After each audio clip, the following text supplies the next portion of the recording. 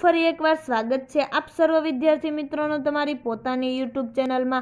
આજે આપણે ધોરણ 9ના હિન્દી વિષયના પાઠ નંબર 18ના સ્વાધ્યાયનું સંપૂર્ણ સોલ્યુશન જોશું। આપણી આ ચેનલ પર ધોરણ 9ના હિન્દી વિષયના બધા જ પાઠના સ્વાધ્યાયના સોલ્યુશનના વિડીયો મૂકી દીધેલ છે, જેની લિંક ડિસ્ક્રિપ્શન બોક્સમાં આપેલ છે।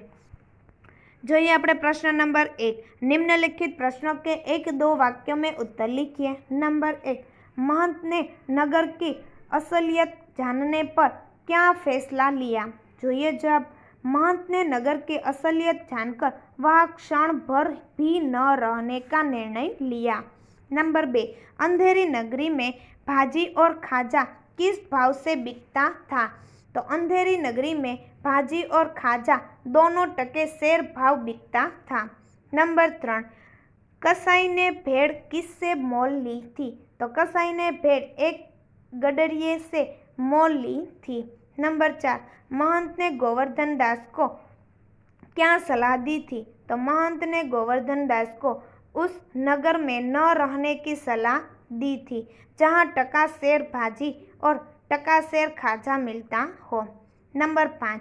राजा फांसी चढ़ने को क्यों तैयार हो गया। राजा फांसी चढ़ने को तैयार हो गया क्योंकि महंत ने कहा था कि उस शुभ घड़ी में जो मरेगा वह सीधे स्वर्ग जाएगा।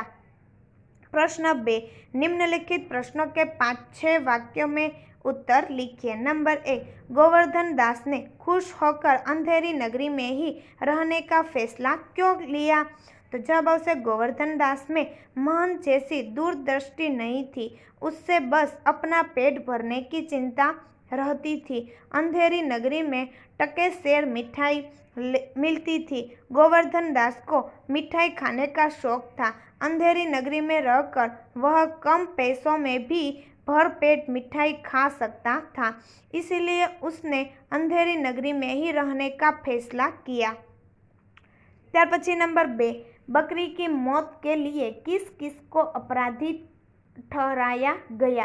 राजा ने किससे किससे और क्यों फांसी चढ़ाने का फैसला किया।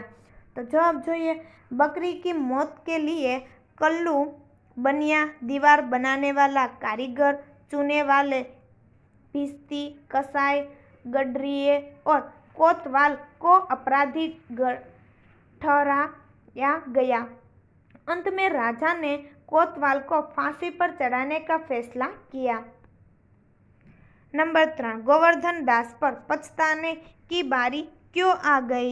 तो જોઈએ जब गुरु महंत का कहना न मानकर गोवर्धन दास ने अंधेरी नगरी में ही रहने का निर्णय किया था। उसने सोचा कि कम खर्च में अधिक मजे के साथ वही रह सकता था, परंतु जब दुबला पतला होने के कारण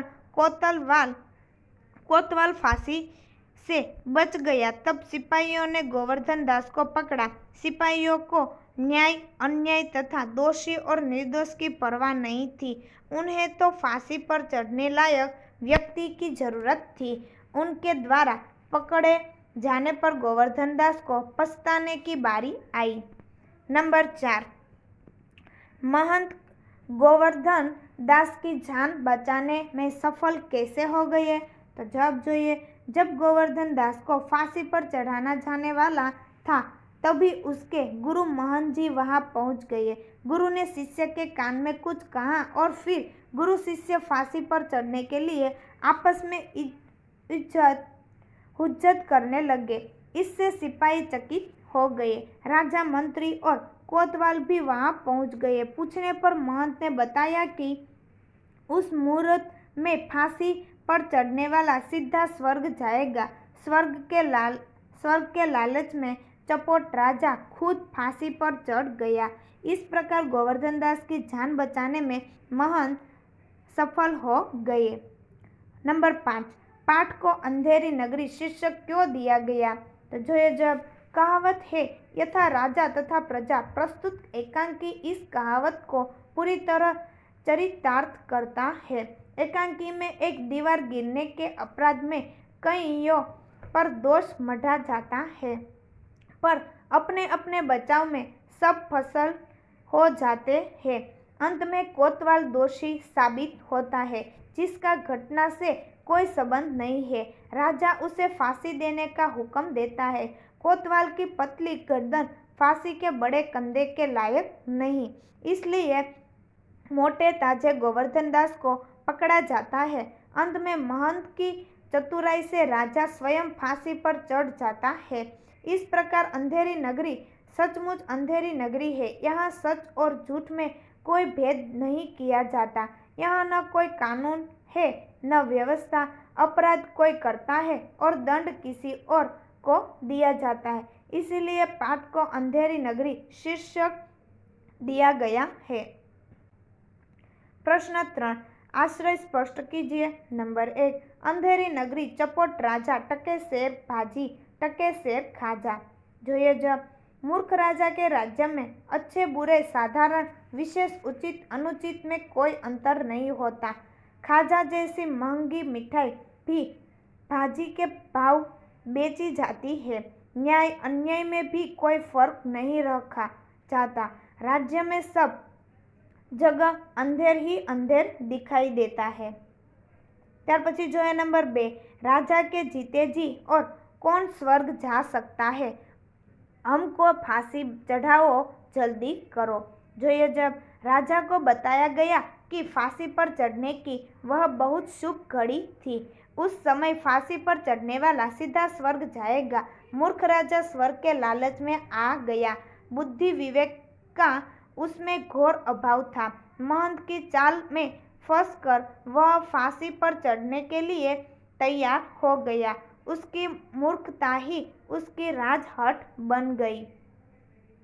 प्रश्न 4, सही शब्द चुनकर वाक्य पूर्ण कीजिए। नंबर 1, महंत अंधेरी नगरी में खाली जगह रहना नहीं चाहते, तो जब आवश्य क्षण भर। नंबर 2, मंत्री और नौकर लोग खाली जगह बैठे हैं, तो जब आवश्य यथास्थान। नंबर 3, कोतवाल तूने खाली जगह धूमधाम से क्यों निकाली, तो जब आवश्य सवारी। नंबर 4, मुझे अपने खाली जगह को अंतिम उपदेश देने दो, तो जवाब आवश्य शिष्य। नंबर 5, शुभ घड़ी में जो मरा सीधा खाली जगह जाएगा, तो तेनो जवाब आवश्य स्वर्ग। प्रश्न 5, निम्नलिखित शब्द समूह के लिए एक शब्द दीजिए। नंबर 1, न्याय मांगने वाला फरियादी। नंबर 2, तस्कारी बेचने वाली स्त्री कुंजड़ी। नंबर 3, चमड़े की खाल का बड़ा थैला मशक। नंबर 4, भेड़ बकरे चराने वाला गडरिया। नंबर 5, मिठाई बेचने वाला हलवाई। तो आ विडियोनी लिंक तमे तमारा मित्रों अने दोस्तोने जरूरथी शेर करजो। फरी मळीशुं आपणे पाठ नंबर 19 ना संपूर्ण सोल्यूशन साथे।